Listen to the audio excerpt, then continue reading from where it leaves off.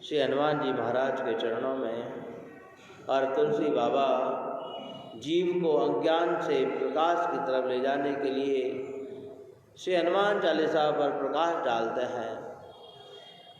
श्री गुरु चरण सरोज रज निज मन मुकुर सुधारे, वरनहु रघुवर विमल जसु जो दायक फल चारि।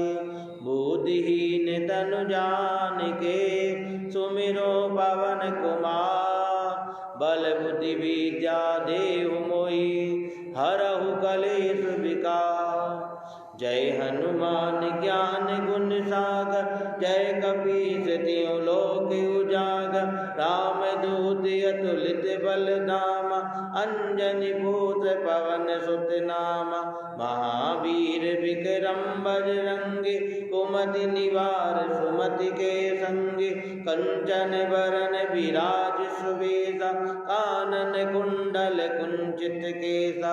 हाथ ब्रज अरु ध्वजा विराजे, कांधे मूज जनेऊ साज।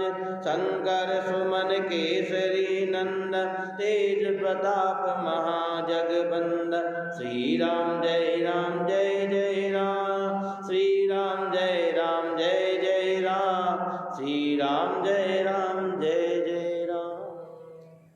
शंकर सुमन केसरी नंदन, तेज प्रताप महाजगबंदन।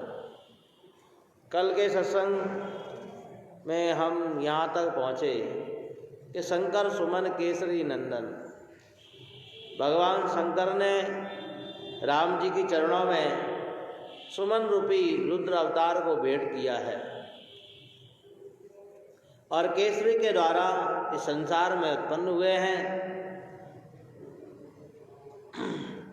इसीलिए केसरी नंदन कहलाए। तेज प्रताप महाजगबंदन, पर तेज इतना तीनों लोकों में महाराज, जिनके तेज से तीनों लोग प्रकाशित हो गए, इसीलिए सर्व जगत के अंदर वंदनीय हुए हैं। जिस समय हनुमान जी महाराज ने सूर्य नारायण को अपने मुखमंडल में धारण किया, तीनों लोगों में जगत वंदनीय कैसे हुए हैं, इस पर तुलसी बाबा थोड़ा प्रकाश डालते हैं।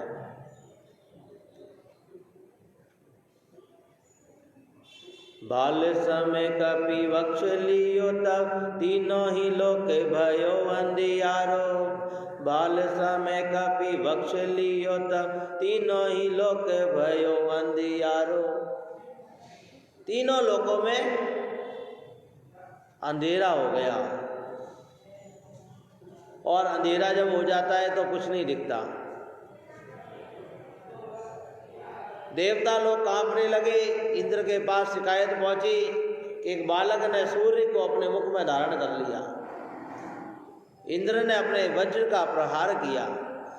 वज्र के प्रहार करने से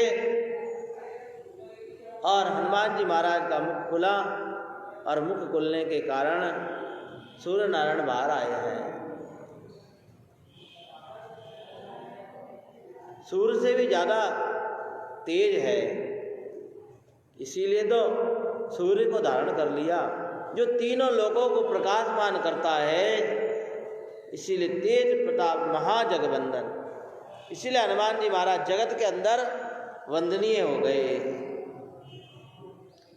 सूर्य भगवान बड़े प्रसन्न हुए हैं। बाल समय कपि, माने बालक जब रूप था उस समय,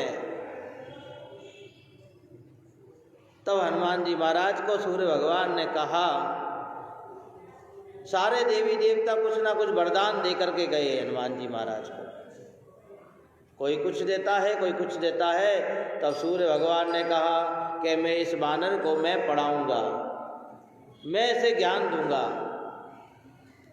हनुमान जी महाराज 5 वर्ष की अवस्था में सूर्य नारायण के पास पहुंच गए, और सूर्य नारायण के पास पहुँचे महाराज नमस्कार करके कहा कि मुझे पढ़ाओ। प्रणाम किया, वंदन किया। और हनुमान जी महाराज ने कहा कि आपने मुझे कहा था मैं तुम्हें पढ़ाऊँगा, अब आप मुझे पढ़ाओ, मैं आपके पास आया हूँ। ऐसा श्री हनुमान जी महाराज ने सूर्य भगवान को कहा। सूर्य भगवान ने देखा इस बालक को क्या पढ़ाऊँ मैं, टाल मटोल करने लगे। हाँ, इसको क्या पढ़ाना, क्योंकि जैसे ही सूर्य भगवान ने देखा 5 वर्ष बाद मिले हैं वापिस, और गुरुदेव कहकर के हनुमान जी महाराज ने प्रणाम किया, गुरुदेव मैं आ गया हूँ, मुझे पढ़ाओ। सूर्य भगवान ने देखा कि देखा हुआ लग रहा है बालक, तो जाना पहचाना लग रहा है, कौन है भाई। तब हनुमान जी महाराज ने कहा, हे सूर्यदेव आप मुझे भूल गए क्या? अरे ये तो वही बालक है, बाल समय कपि बख्श लियो, बालपने ने जिसने मुझे अपने मुखमंडल में धारण कर लिया। अरे ये तो वही बालक है, ये तो गुरुजी को ही खा जाएगा। हैं? ऐसे बालक को क्या पढ़ाना, उदंडी है तो, इसलिए ताल मटोल करने लगे। सूर्य भगवान जहाँ हनुमान जी महाराज परीक्षा लेते हैं कि देखे तो वास्तव में ही स्कूल में पढ़ने आया है कि नहीं आया है? और परीक्षा ली, कहा तुमको पता है ना कि मेरा तेज कितना विशाल है, मेरे तेज के सामने कोई नहीं टिक सकता। तब हनुमान जी महाराज ने बाल समय की बात याद दिलाई कि गुरुदेव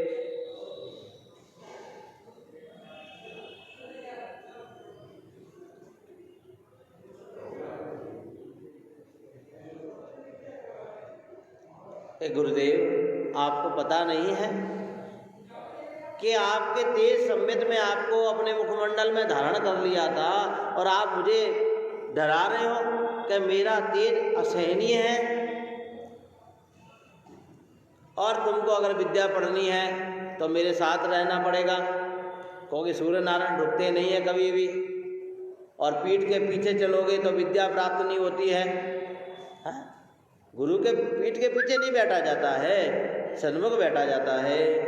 इसीलिए सन्मुख, और सन्मुख रहोगे तो भस्म हो जाओगे, क्योंकि तेज बहुत है। और मेरे रथ में बैठने के लिए जगह नहीं है जो मैं तुमको अपने रथ में बिठा लूँ, क्योंकि यहाँ एक ही कुर्सी है बैठने के लिए। फिर कैसे तुम विद्या प्राप्त करोगे? और यहाँ पर आचार्य कहते हैं कि गुरु के बराबर बैठ करके भी विद्या प्राप्त नहीं की जाती है। तो फिर कैसे विद्या प्राप्त करोगे? यदि तुम दौड़ने का दावा करो तो मैं तुम्हें विद्या दूं, और तुम दौड़ोगे और पीछे पीछे दौड़ोगे तो, और आगे दौड़े तो पीठ दिखाना भी आचार्य को गलत बात है। फिर कैसे विद्या प्राप्त होगी? मान लो आपका वेग तेज है और आप रथ से आगे निकल जाओगे तो भी पीठ दिखाओगे, और गुरु को पीठ दिखाना अच्छी बात नहीं है। बोलो राम। गुरु को पीठ दिखाना भी अच्छी बात नहीं है।